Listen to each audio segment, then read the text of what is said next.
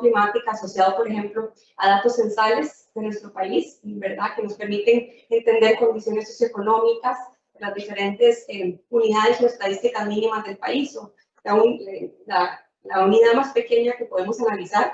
Sin embargo, una de las limitantes que tenemos es que esta información la tenemos con datos del 2011, que es el último censo, y que por limitantes también presupuestarias en este momento no hay planes para poder actualizar. Entonces, entendiendo que esto es una limitante, realmente vemos que es sumamente valioso poder complementar estas metodologías de carácter más cuantitativo con procesos más cualitativos, de poder aprovechar realmente también el expertise de los diferentes sectores, de las diferentes regiones y localidades de nuestro país y de diferentes actores para que también brinden sus perspectivas asociadas a estos procesos. Entonces, en esa línea, realmente este último año, si pueden pasar por favor, nos hemos puesto la tarea de hacer dos procesos de recolección de información que son muy complementarios y que nos parecieron muy importantes para tener dos caras tal vez de la misma moneda. Entonces, por un lado, hicimos unas consultas de carácter regional. Entonces, si ven, estas son las diferentes regiones del país, en diferentes colores. Tenemos 6 regiones del país. Entonces, hicimos un proceso participativo para analizar riesgos climáticos en cada una de las regiones del país, aprovechando espacios de articulación ya existentes. En el caso de Costa Rica se llaman los comités regionales de desarrollo. Entonces, aprovechamos estos espacios para que fuera en este espacio de articulación que se pudiera hacer también un mapeo participativo de riesgos y de principales amenazas para cada región. Más allá de eso, también, como pueden ver del lado izquierdo, consideramos muy importante también complementar esto con información de carácter más sectorial, ¿verdad? Entonces, cómo los diferentes sectores están viviendo diferentes impactos asociados al cambio climático y cómo también ahí podemos encontrar luz de medidas específicas para cada sector.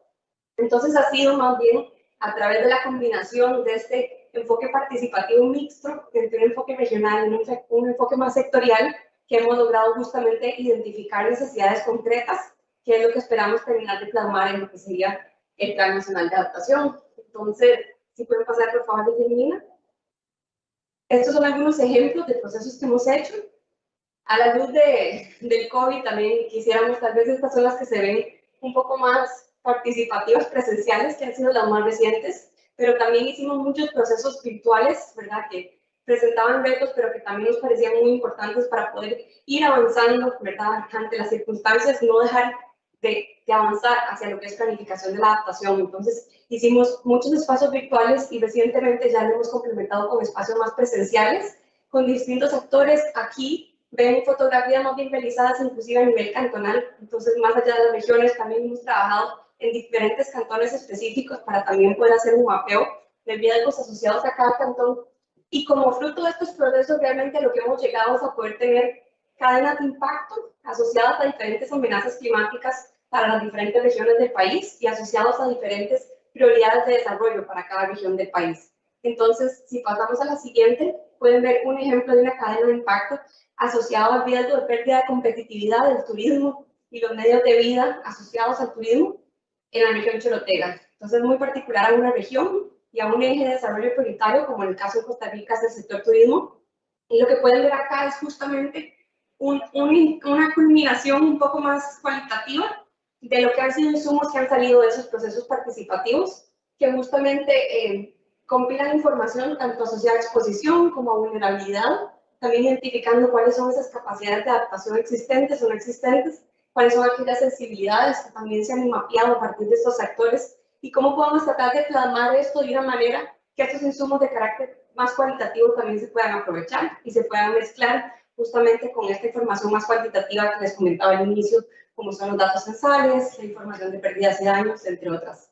Entonces, es a partir de estos procesos que estamos haciendo justamente ese último proceso de identificación y priorización de medidas de adaptación y que justamente esperamos ahí poder justamente alinear a lo que es nuestra política nacional de adaptación. Entonces, si pasamos, por favor, Firmino. Aquí lo que ven son los 6 ejes de la política nacional de adaptación. En el caso de Costa Rica tenemos 6 ejes instrumentales y 3 ejes instrumentales y 3 ejes sustantivos. 3 ejes instrumentales tienen que ver más bien con esas capacidades y esas bases que tenemos que construir para poder avanzar hacia la adaptación. Uno de ellos es el tema de conocimiento.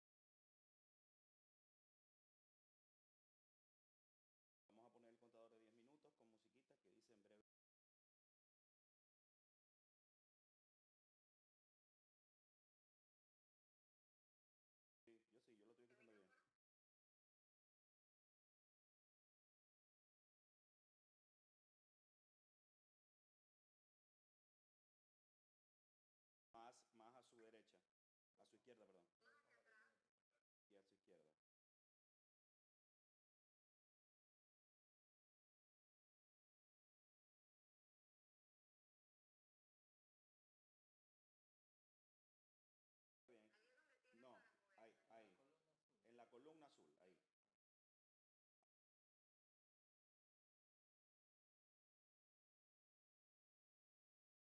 Ahí está bien, pero que se va a poner, no tiene que estar paseando. No, está bien porque va a salir el señor que está sentado a un lado. Ahí está bien. Ok, voy a empezar el contador ya de 10 minutos.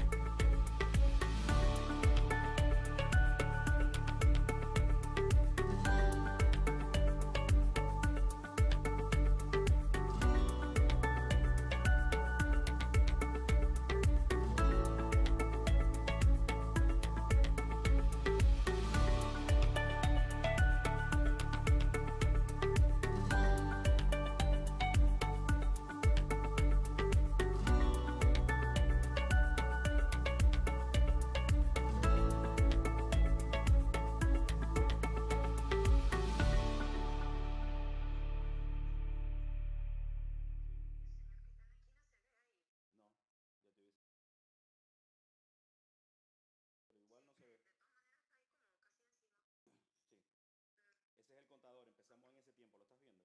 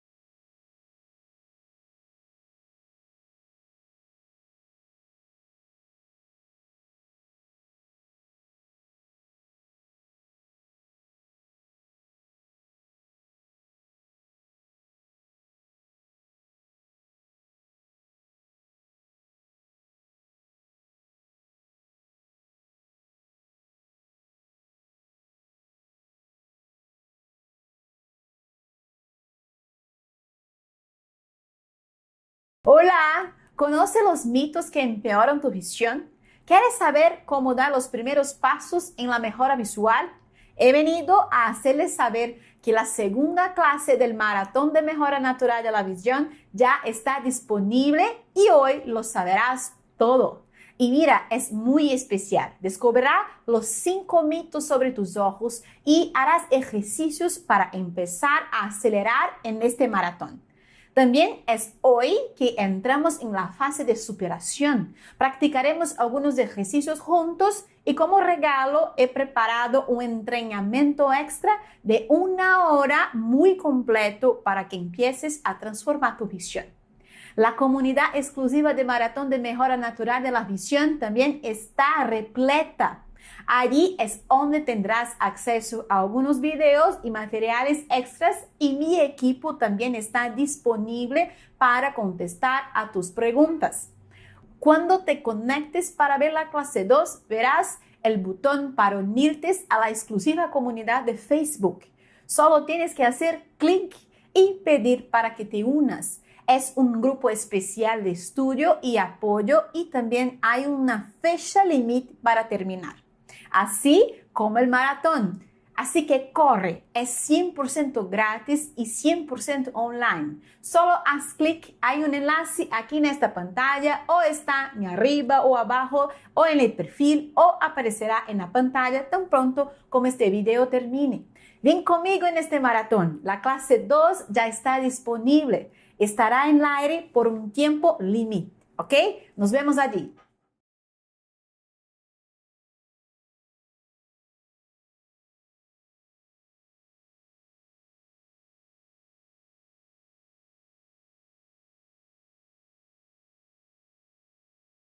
Ahora siguen los juegos Visa Life Miles, donde participas tú. Usa tu tarjeta Visa Life Miles en todas tus compras. Cumple con tu reto de consumo y gana hasta 5,000 millas. Medalla de oro gana 5,000 millas. Medalla de plata gana 1,000 millas. Medalla de bronce gana 500 millas. En sus marcas, ¡listos! ¡Fuera!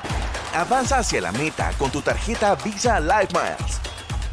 Promoción válida del 1 de octubre al 15 de noviembre. Conoce tu reto de compra en lifemiles.com.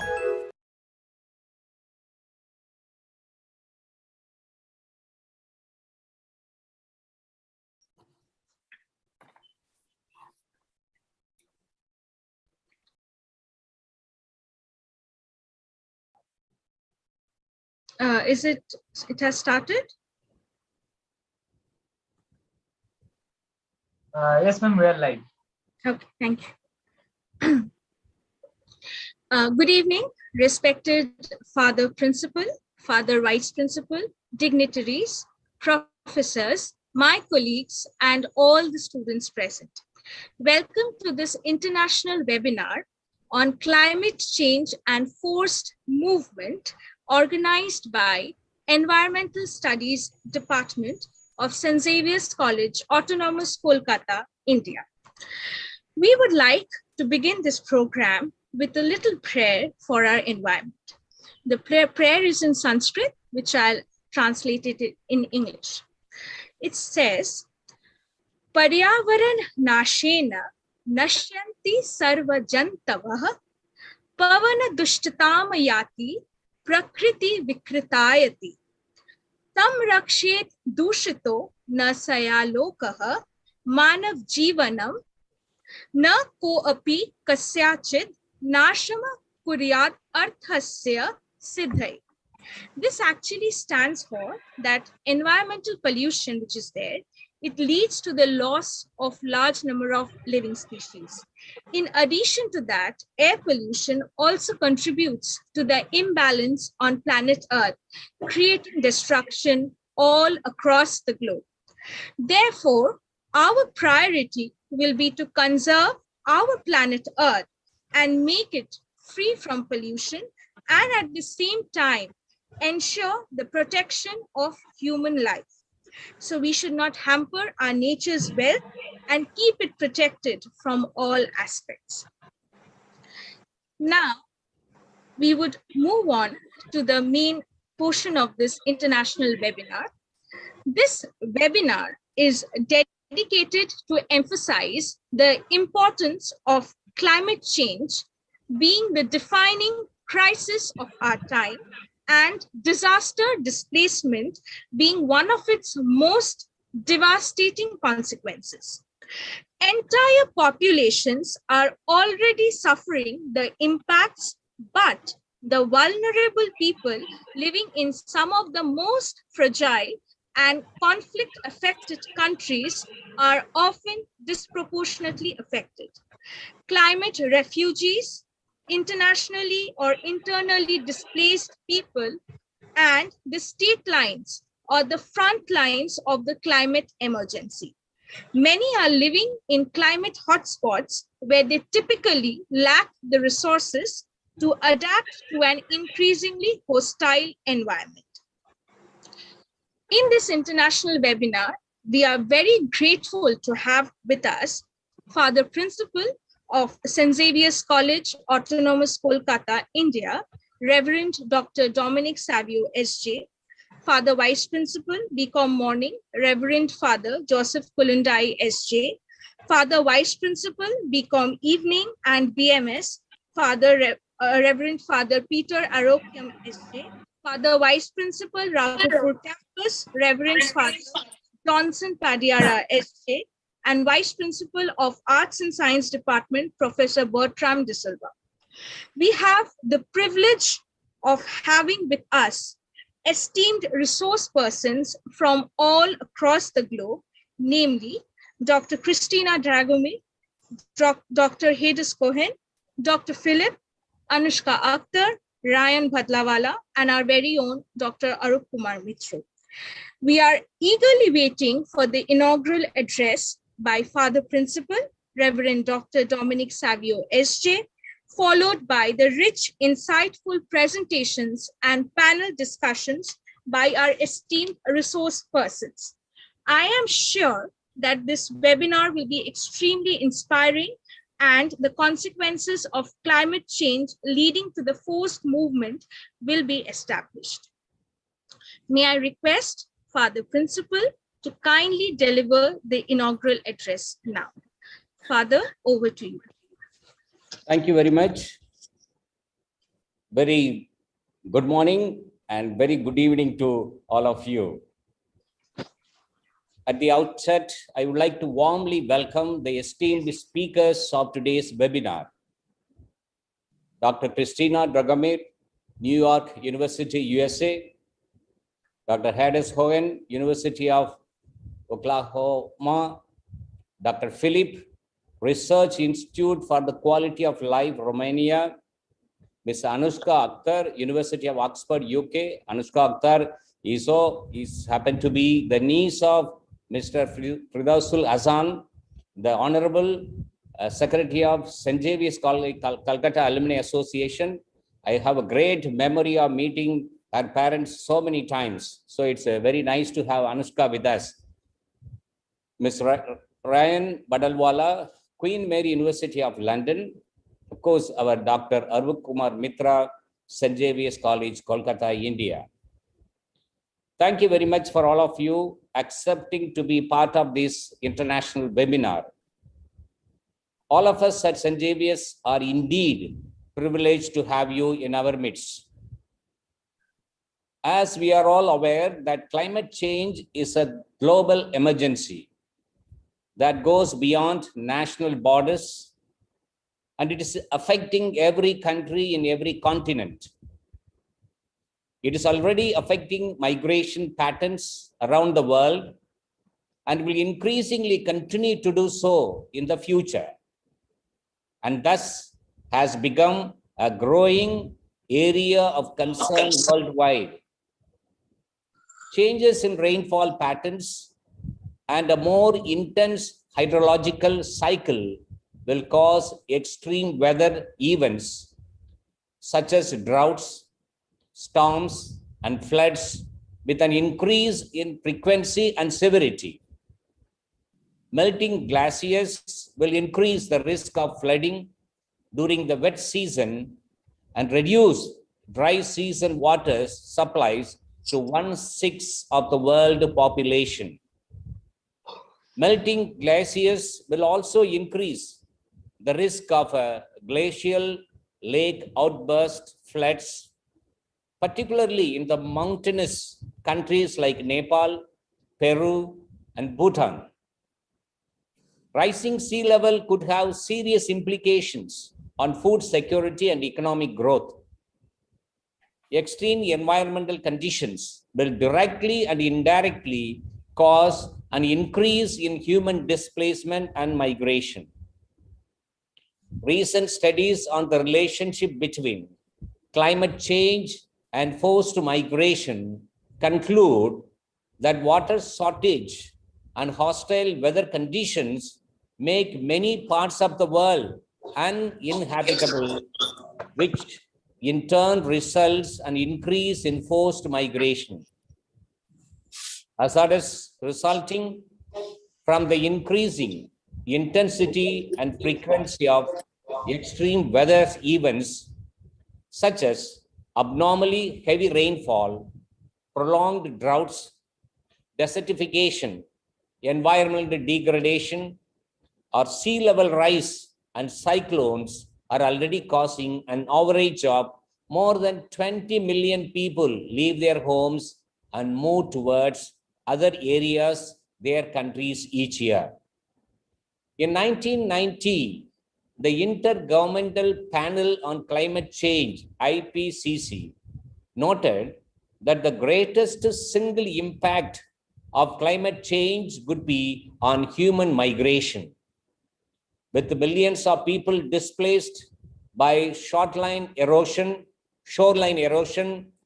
coastal flooding, and agricultural disruption.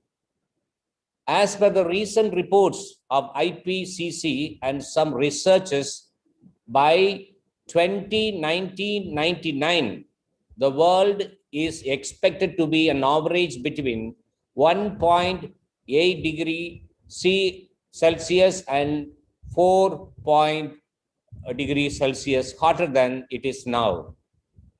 Large areas are expected to become drier. The proportion of land in constant drought are likely to increase from 2% to 10% by 2050. For example, it is estimated that the South Asian monsoon will become stronger with up to 20% more rain falling on eastern India and Bangladesh by 2050. And less rain is expected at low to mild latitudes. Interiors of sub-Saharan Africa is predicted to have up to 10% less annual rainfall, which is going to cause serious impact on sub-Saharan African agriculture, which is largely rain-fed. Some most repeated predictions say that number of climate migrants will be approximately 200 million by 2050. However, there is no official legal recognition of those who forcibly migrate due to climate disasters. It is well known that we need to address the root causes of migration and also create conditions for people's return. But lacking a name and a legal framework for those who move because of environmental concern creates gaps in categorizations, counting, compensation mechanisms, overall policies, and programming. Predicting future flows of climate migrants is complex. This progress is delayed by a lack of baseline data, distorted by population growth, and reliant on the evaluation of climate change, as well as the quantity of